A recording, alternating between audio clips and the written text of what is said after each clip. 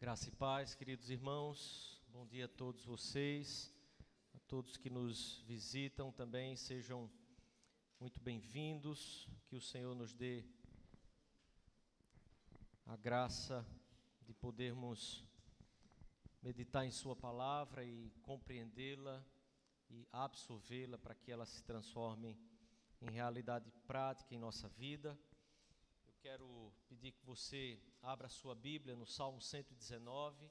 Nós vamos continuar a exposição que temos feito. Começamos no domingo passado, a exposição do Salmo 119. Nós vamos para o segundo bloco desse texto, que é dividido em 22, que são exatamente as letras do alfabeto hebraico. Por isso, ele tem 22 divisões de 8 versículos, e nós vamos ler hoje a partir do versículo 9. Eu quero ler com os irmãos. Após a leitura, hoje tem uma família que vai ser abençoada 2 vezes, né, aqui no culto, que casou, né, na soberania de Deus, que hoje eles vão batizar o Timóteo, mas também vão ser a família da semana, que a igreja estará orando também. Então, bênção dupla. Então, após a leitura do texto, nós vamos orar para que o Senhor nos conduza aqui, e vamos orar também pelo Daniel e pela Gabriela, que para você, né, talvez você se pergunte quem é essa, é Gabi mesmo, né? Então, a partir de agora, né, tendo citado o nome, a partir de agora em diante, nos referiremos a ela como Gabi somente. Tá bom? Salmo 119, a partir do versículo 9, leremos até o versículo 16.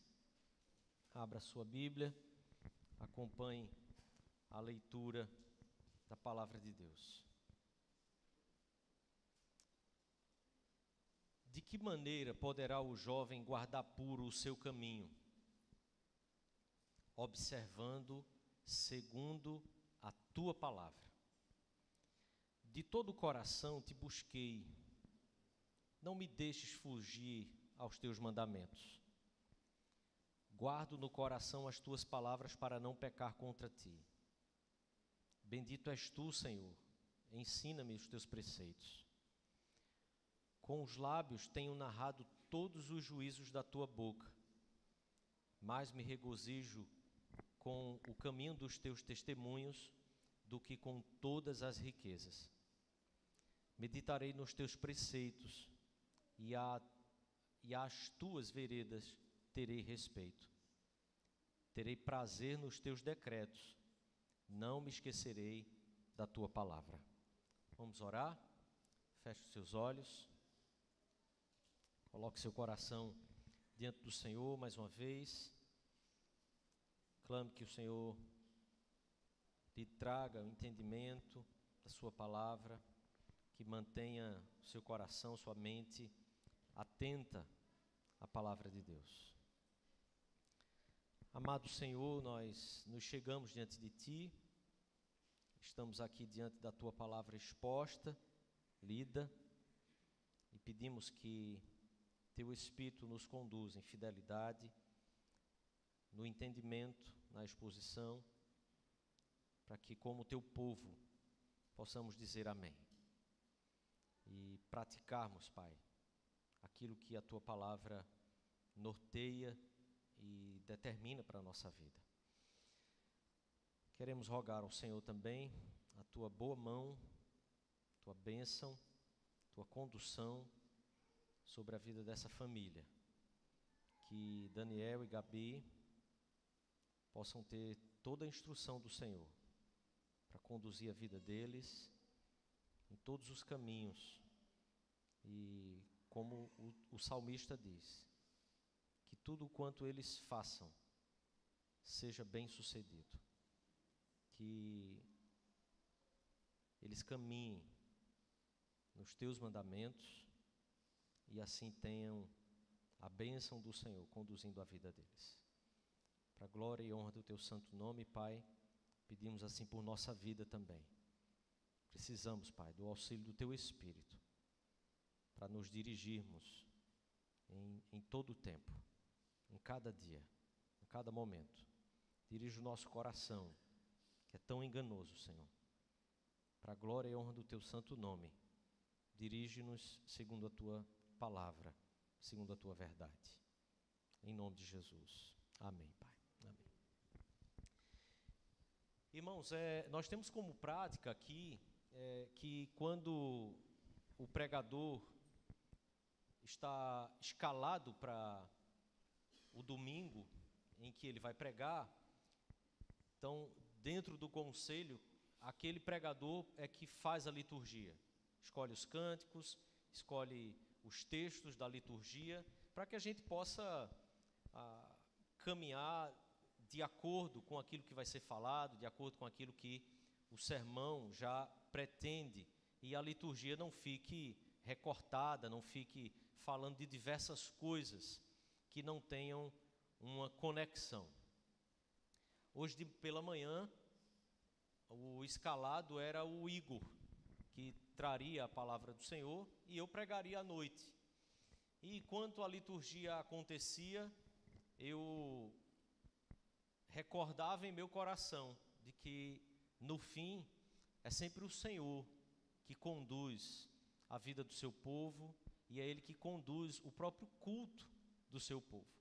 Ainda que nos preparemos, ainda que cada um de nós tenhamos a obrigação de preparar o coração, nos prepararmos para o dia do Senhor, o culto ao Senhor, sempre estamos submissos, sempre estamos dependentes e nunca escaparemos de que absolutamente tudo na nossa vida quem conduz é o Senhor. Cantamos aqui então na liturgia que guardo no coração a tua palavra para não pecar contra ti. E esse é o texto que meditamos aqui hoje. O detalhe é que não fui eu que produzi a liturgia da manhã, eu produzi a liturgia da noite. E enquanto participava da liturgia, percebendo o quanto tudo se encaixa exatamente com aquilo também que queremos meditar aqui pela manhã com você. Iniciamos no domingo passado, trabalhando os primeiros 8 versículos e esclarecemos aqui que esse salmo é organizado nesse acróstico e que cada bloco de 8 versículos começa com uma letra do alfabeto hebraico, mas não apenas o início desse bloco, mas cada um dos versículos são formados ou iniciados com a letra do alfabeto a que ele quer se referir. Os salmos foram escritos e foram compilados, organizados, vimos também no domingo passado, ao longo de 1000 anos, ou um pouco mais de 1000 anos na história. Tentando definir, então, para que a gente possa organizar aqui as nossas ideias. Inicialmente não era chamado de salmos, mas livro de louvores. O texto hebraico não chama de salmo, mas é livro para adorar, para louvar a Deus. Na versão grega é que ele ganha,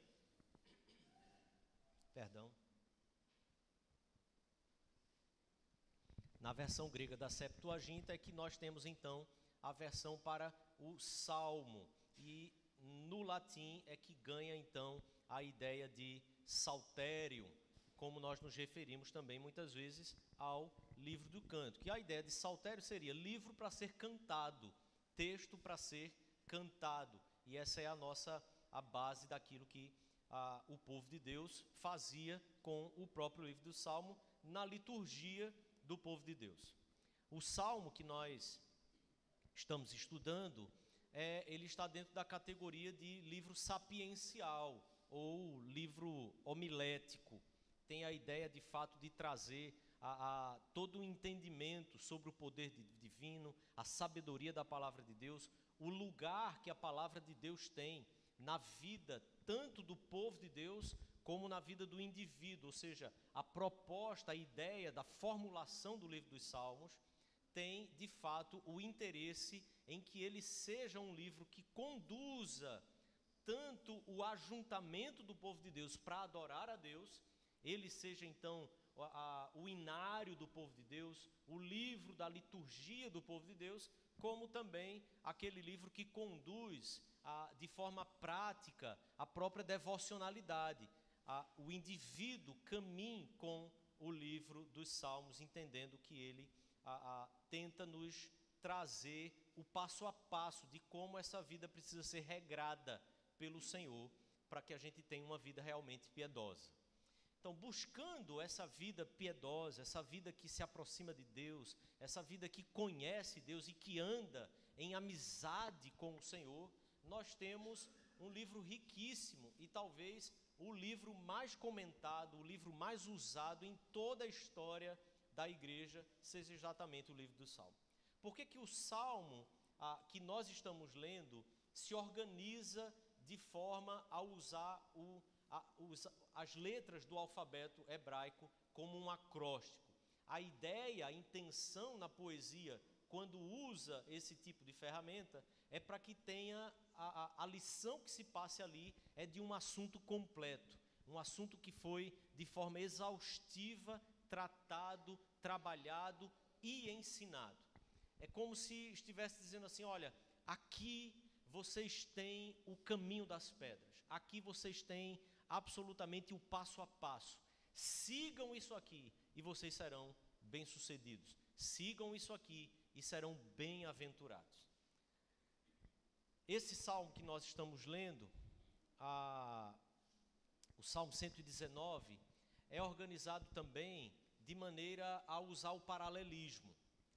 O paralelismo é a ferramenta mais usada em todos os salmos e na poesia hebraica.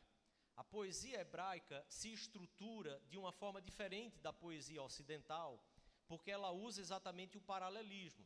Esse paralelismo pode ser uma frase ou uma linha diz o contrário da linha seguinte, certo? Então seria o paralelismo antitético, ou ele pode em uma linha dizer uma verdade e a próxima linha repetir essa verdade, querendo enfatizar. Então seria o paralelismo sinonímico.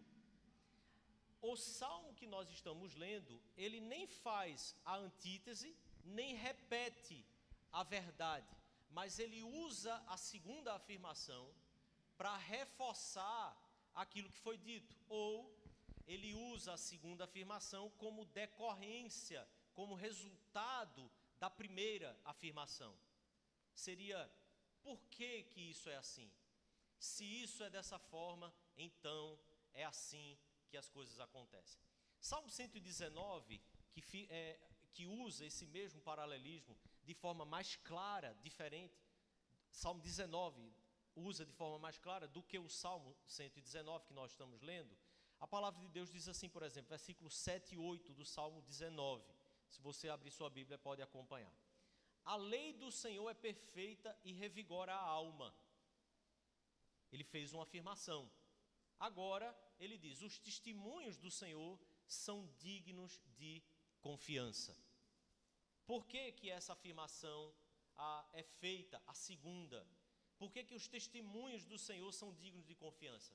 Porque a lei do Senhor é perfeita e revigora a alma. Essa lei que é perfeita e revigora a alma é a lei que você pode então colocar toda a sua confiança. Porque a lei do Senhor é assim, então você pode confiar e se segurar nela para a sua vida. O Salmo 19 faz exatamente essa mesma dança poética. De forma soberana, o Senhor organiza a poesia hebraica para usar paralelismo ao invés de usar métrica, o que seria aquilo que a poesia ocidental usa. Eu não sei se você já tentou ler, por exemplo, algumas vezes uma poesia no inglês, e quando você acostumado com a poesia em português, entendendo ali toda o ritmo que acontece ali, toda a fluência que a coisa está sendo conduzida, quando lê uma poesia em inglês, parece que a coisa não tem muito sentido, que você fique esperando a mesma cadência. A poesia hebraica usa um tipo para construir que não se perde e não se confunde nas demais línguas.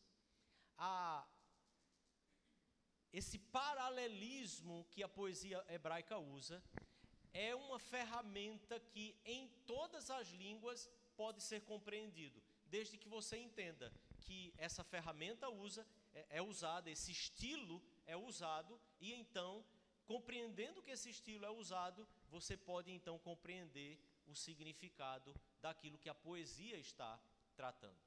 Por que é importante a gente entender isso? Porque para interpretar os salmos, nós não temos como fazê-lo, assim como interpretamos, por exemplo, as cartas, as epístolas. As epístolas que trazem ensino de forma direta, não podem ser interpretadas como as poesias hebraicas. A poesia, ela não se propõe a fazer uma apologética, a explicar uma verdade em todas as linhas evidentes, como uma epístola, o apóstolo pode simplesmente orientar e dizer que as coisas são porque são e devem ser então conduzidas de tal maneira.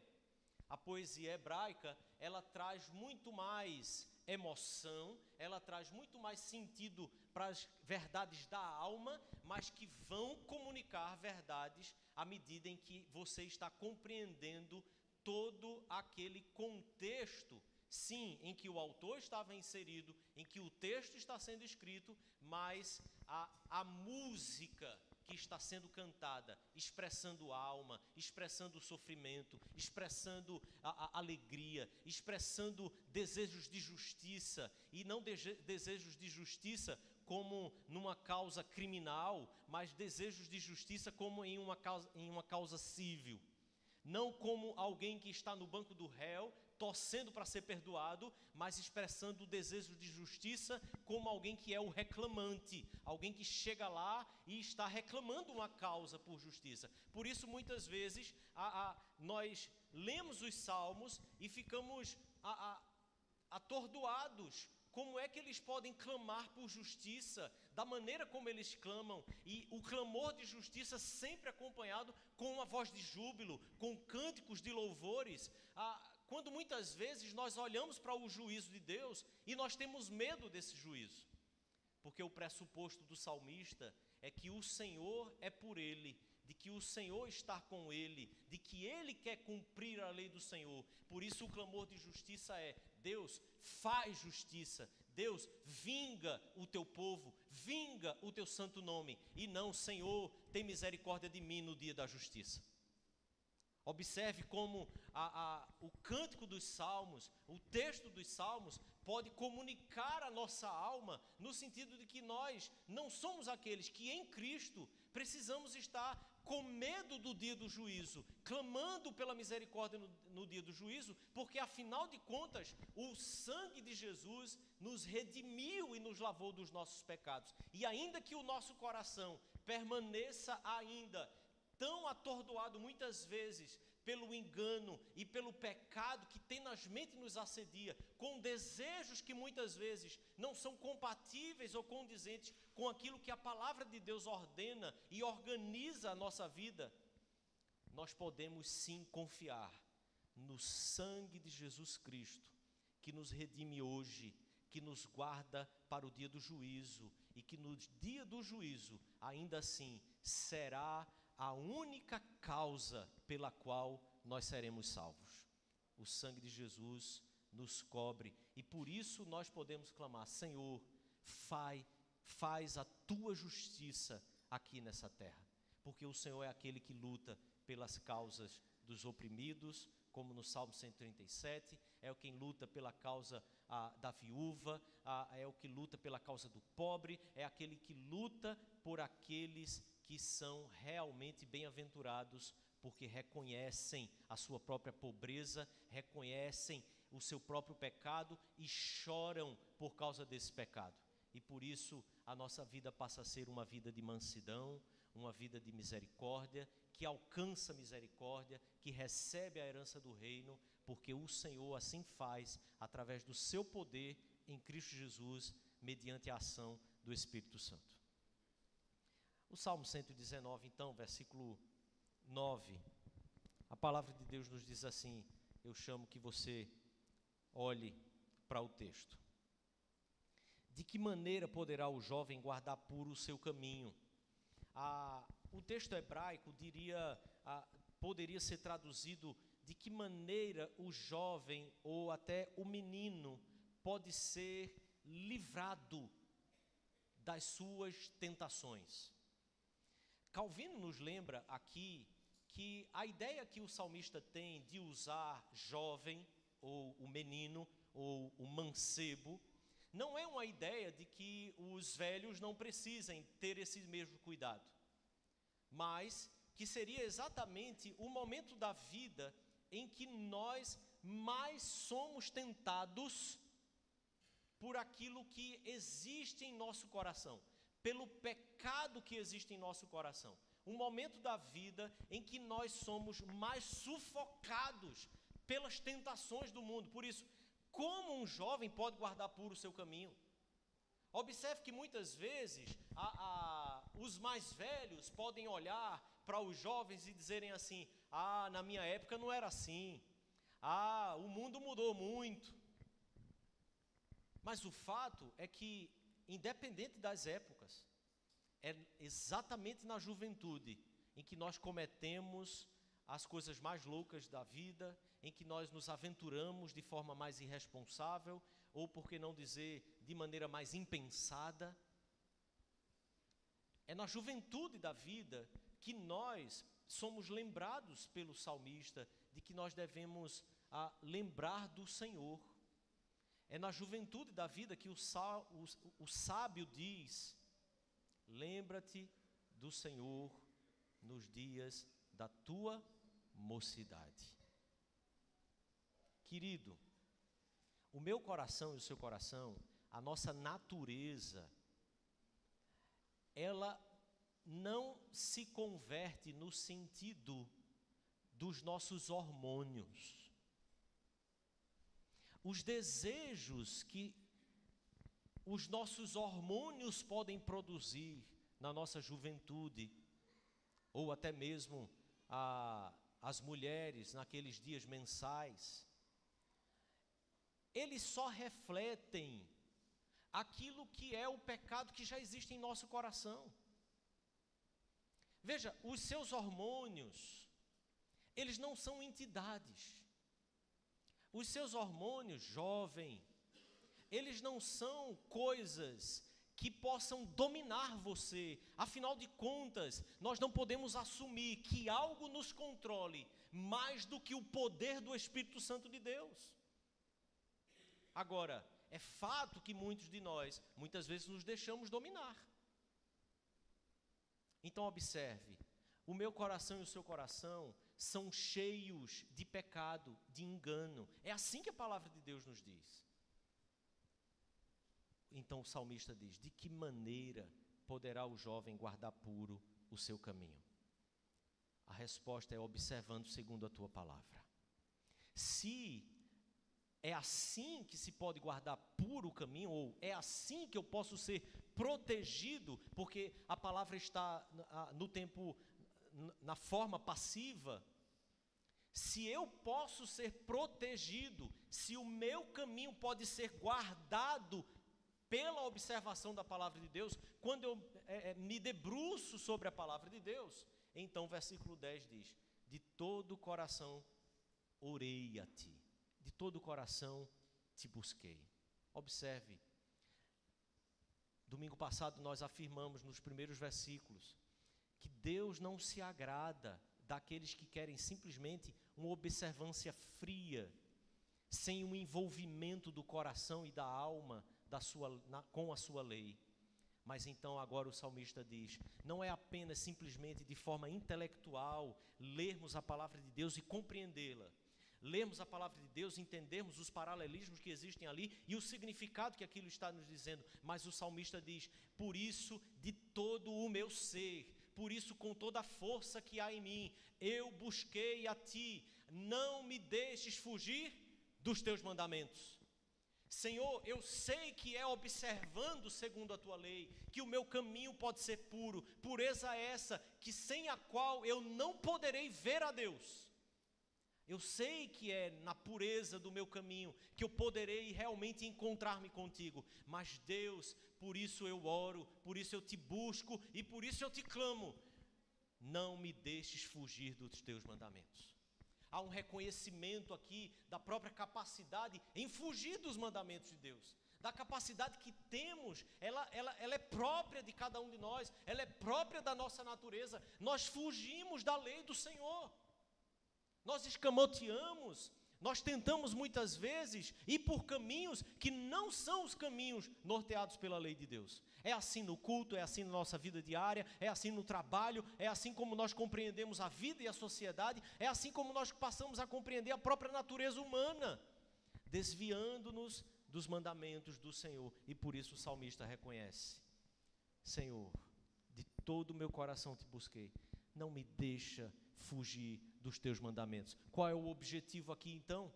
O objetivo continua sendo como eu posso guardar o meu caminho na pureza, como eu posso ser guardado na pureza. Sim, é observando os mandamentos, mas eu tenho uma profunda capacidade em me desviar dos mandamentos. Por isso eu clamo a Deus. Ele é que é a minha justiça, Ele é que é a minha morada, Ele é que é a minha segurança, Ele é o meu baluarte, o baluarte da minha salvação é o Senhor, por isso é ao Senhor que eu clamo.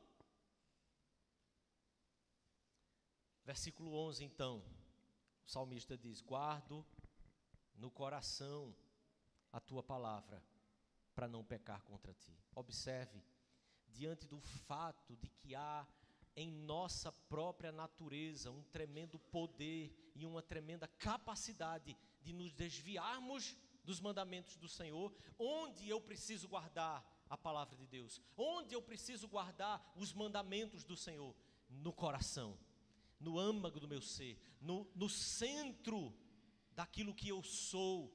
É lá onde a palavra de Deus precisa estar guardada. Para que ela precisa estar guardada? Para que ela precisa ser memorizada? Por que ela precisa ser registrada continuamente, dia após dia? Como o Salmo 1 nos diz. Medita de dia e de noite. Lembre-se, esse Salmo faz um paralelo exatamente com o Salmo 1. É bem-aventurado aquele que não anda no caminho dos ímpios, não se detém no caminho dos pecadores, não se assenta na roda dos escarnecedores. Antes o seu prazer, não é simplesmente uma questão técnica, não é simplesmente uma questão religiosa, mas o seu prazer está na lei do Senhor. Na sua lei ele medita de dia e de noite, e ele é como árvore plantada junto ao ribeiro de águas. No devido tempo ele dá o fruto, e tudo quanto ele faz será bem sucedido. Veja que verdade maravilhosa. Eu guardo no coração a tua palavra para não pecar contra ti. Porque, Senhor, os ímpios não são assim. Os ímpios são como a palha que o vento sopra. A vida dos ímpios passa a ser uma vida completamente desordenada, sem sentido, sendo levada de forma aleatória. A vida daquele que teme ao Senhor, não, ela é uma vida norteada por todos os princípios da palavra de Deus, quando esses princípios estão sendo guardados em meu coração. É impossível fazer isso, querido, numa cultura pós-moderna, ocidental, onde nós abrimos mão, renegamos todo tipo de memorização da palavra de Deus ou de qualquer coisa que seja. Quando nós não praticamos mais a memorização de versículos, que muitas vezes a gente olha e faz assim, antigamente era assim, quando a gente era criança na igreja, aí tinha lá que memorizar. observe, nós nos desviamos com tanta facilidade. A gente coloca as coisas na categoria apenas do tempo e da época. A época é outra. Como eu posso guardar a palavra de Deus em meu coração se ela não estiver memorizada? Que misticismo nós fomos abraçando a acreditar que o simples ler a palavra, como que por osmose, ela entrasse dentro de mim e agora sim, o Espírito me guiará. A palavra de Deus não pode ser praticada, não pode ser acessada nos momentos em que o pecado vem te assediar, se você simplesmente não guardou-la em sua mente. Bendito és tu, Senhor, ensina-me os teus preceitos. É interessante que em todos os salmos, essas são palavras sinônimas. Quando ele diz, guarda no coração as tuas palavras e ensina-me os teus preceitos, ele está falando da mesma coisa. Mas observe, ao mesmo tempo em que ele diz, eu guardo no coração a tua palavra para não pecar contra ti, ele agora clama, dizendo, Senhor, a tua palavra está no meu coração. Então, lembre-se o sentido do paralelismo aqui. Então, me ensina. Você percebe a diferença? Tê-la registrada é uma coisa necessária, indispensável. Mas o ensino dessa palavra procede do Senhor. É Ele que aplica ela à nossa vida. É Ele que aplica às necessidades que temos, aos confrontos que teremos, na luta que eu e você travamos contra nós mesmos, contra o mundo, contra o diabo. É o Senhor que pode usar o ensino da sua palavra para nos socorrer, para nos ajudar, para nos fortalecer, para adestrar os nossos pés para a batalha, os nossos dedos para a guerra. Querido e querida irmã, nós precisamos, como igreja, lembrar-nos urgentemente dos princípios elementares da palavra de Deus, para que possamos voltar a viver uma vida com mais integridade e fidelidade, que não diz respeito à frieza intelectualizada, mas um coração que queima na presença de Deus, ardente pela presença de Deus, conduzido fielmente pela sã doutrina e pela palavra do Senhor. Por isso, versículo 13, ele diz, com os lábios tenho narrado todos os juízos da tua boca, mais me regozijo com o caminho dos teus testemunhos do que com todas as riquezas. Olha a experiência agora, assim como a experiência que o salmista diz, daquele que é como uma árvore plantada junto a ribeiro das águas, e que dá o seu fruto, a folha não murcha, e tudo quanto ele faz é bem sucedido. Agora ele expressa aqui de forma a dizer, eu me regozijo com o caminho dos teus testemunhos, mais do que com todas as riquezas. As promessas que a palavra do Senhor nos faz é que quando nos nossos lábios a palavra de Deus, o juízo do Senhor, ele está presente, está na nossa boca, aquilo que vai nos acompanhando é exatamente o júbilo, o regozijo nesse caminho que eu e você passamos a trilhar na vida, totalmente conduzida, pintada, organizada, manifestada de forma a revelar e a representar a mais pura vontade de Deus na nossa vida. Meditarei então nos teus preceitos. Lembre-se, sinônimo, preceito, caminho, juízo, testemunhos. Meditarei nos teus preceitos e às tuas veredas terei respeito. Terei prazer nos teus decretos. Não me esquecerei da tua palavra. Preceitos, palavra, testemunho, mandamentos, como sinônimos. É da palavra de Deus, é do verbo vivo que nós estamos falando. Nos aproximar da palavra de Deus, ter respeito pelas veredas que Ele vai nos conduzindo por esta palavra, é temor a Cristo, é temor ao verbo, é deixar que Cristo simplesmente nos conduza por suas mãos, pelos caminhos que Ele tem para nós. E muitas vezes temos que orar, livra-me, Senhor, da tentação, livra-me do mal.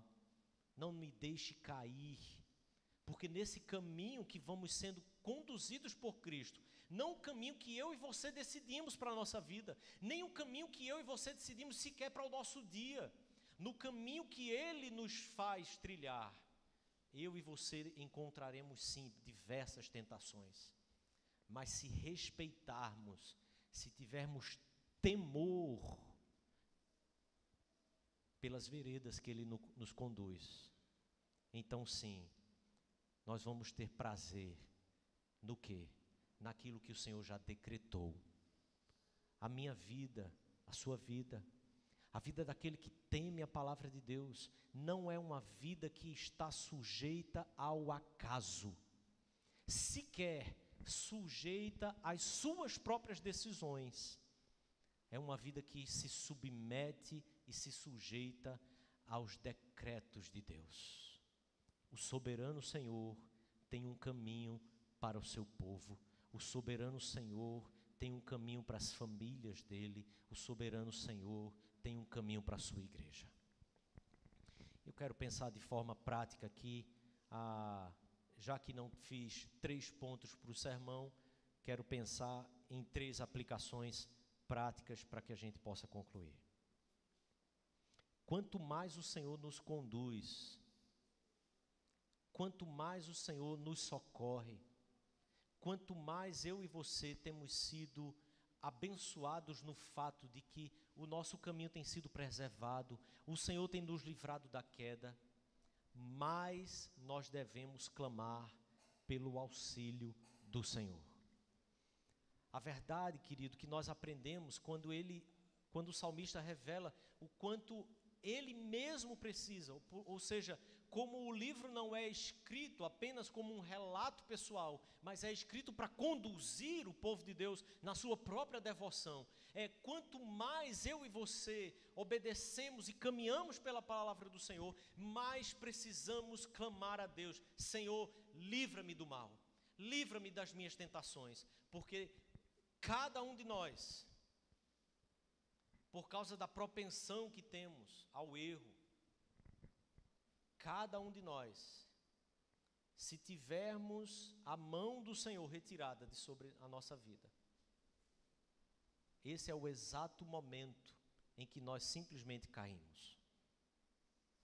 Esse é o exato momento em que nós simplesmente sucumbiremos.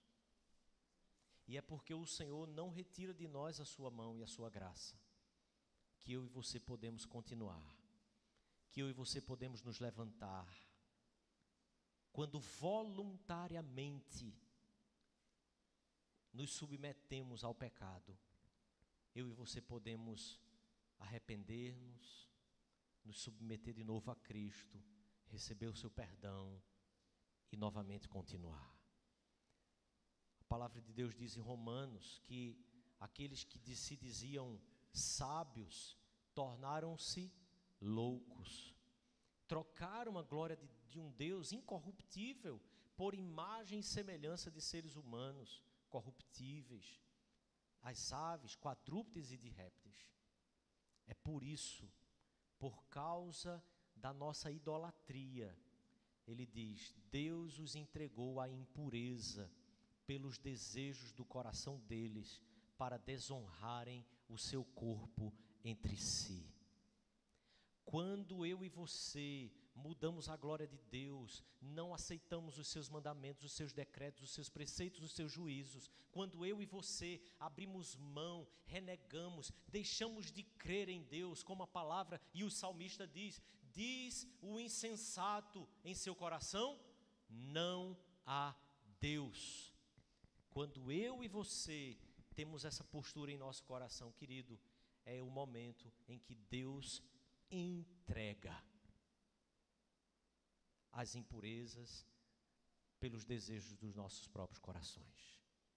Observe, querido, quando nós estamos vivendo a partir dos desejos dos nossos próprios corações, isso já é revelação da justiça e da ira de Deus sendo derramada sobre nós.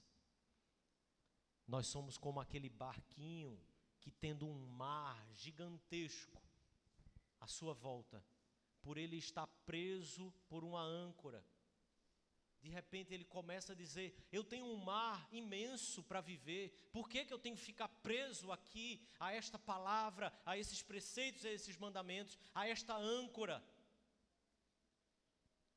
Então se rebela e se rebela, até que um dia o dono do barco diz: então tá bom, você quer ir?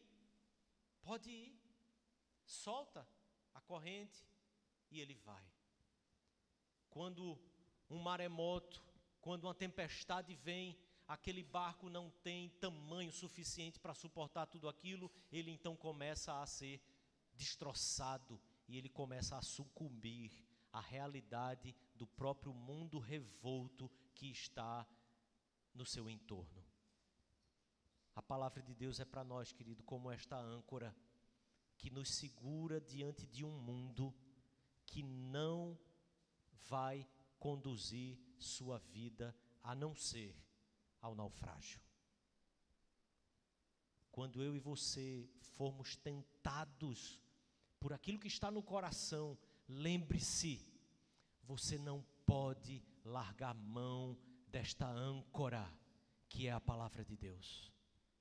Guardo no coração a tua palavra, Senhor, para não pecar contra ti. E em terceiro lugar, nenhum tipo de conhecimento, nenhum tipo de erudição, nenhum tipo de habilidade pode nos levar a uma vida de piedade santa, com um Deus santo, mas somente uma vida que se debruça sobre a palavra de Deus. Intelectualismo, erudição, não trazem piedade. A erudição traz conhecimento, mas não vai trazer a piedade santa caminhando com Deus. É exatamente nesse ponto que Satanás tem vencido o povo de Deus em muitas batalhas. Muitas vezes acreditamos que o conhecimento secular, ele é igual ao conhecimento que traz a sabedoria para a salvação, o conhecimento da palavra de Deus. Não é, querido. Muitas batalhas têm sido vencidas pelo nosso inimigo, mas eu quero concluir lembrando a você que esta batalha Jesus também venceu quando a travou sendo tentado pelo inimigo. Manda que essas pedras se transformem em pão. Você não é o filho de Deus? Não é a Deus que você teme? Não é a Deus que você conhece? Deus não é o seu pai? Então faz agora da sua vida aquele lugar onde Deus vai se manifestar. E aí você começa a se iludir com a tentação do maligno. Enquanto que o Senhor Jesus, com a palavra de Deus, rebate a tentação do maligno, usando a palavra de Deus. O diabo usou os salmos, querido, para tentar a Cristo. E então Cristo refuta a tentação com o texto de Deuteronômio, dizendo que não só de pão viverá o homem, mas de toda a palavra que procede da boca de Deus. Em Deuteronômio, não estava se tratando de coisas espirituais, eram de coisas reais, físicas. E a palavra de Deus estava dizendo: não só de pão você vai viver, mas da palavra que procede da boca de Deus. Sim, a verdade que está posta aqui é: mesmo quando você tiver fome, mesmo quando a despensa não tiver comida, mesmo quando o emprego não te der mais o retorno que você esperava, não é de pão que você viverá, mas de toda a palavra que procede da boca de Deus. É por isso, querido, que eu e você precisamos constantemente nos lembrar: Senhor, é na tua lei que precisa estar o meu prazer, o meu coração precisa se debruçar sobre ela, e não sobre as coisas desse mundo, não sobre os alvos que eu tanto tenho, mas a tua palavra precisa ser aquela que me guia constantemente, que aquece meu coração, que renova minha alma, que me levanta pela manhã, que me faz querer viver de novo, não porque eu tenha as coisas desse mundo, mas porque eu tenho aquilo que me torna muito mais capaz do que todos os sábios desse mundo, porque a tua palavra é que tem sido o meu guia, o meu ensino, a tua palavra é que tem sido o mestre para a minha vida. É desta palavra, querido, que eu e você estamos falando quando lembramos do nosso Senhor Jesus Cristo, morto e crucificado, para nos redimir, mas também para nos dar um caminho novo de vida. Renove-se pela palavra de Deus, guarde-a no seu coração. Feche os seus olhos. Eu quero orar mais uma vez com você.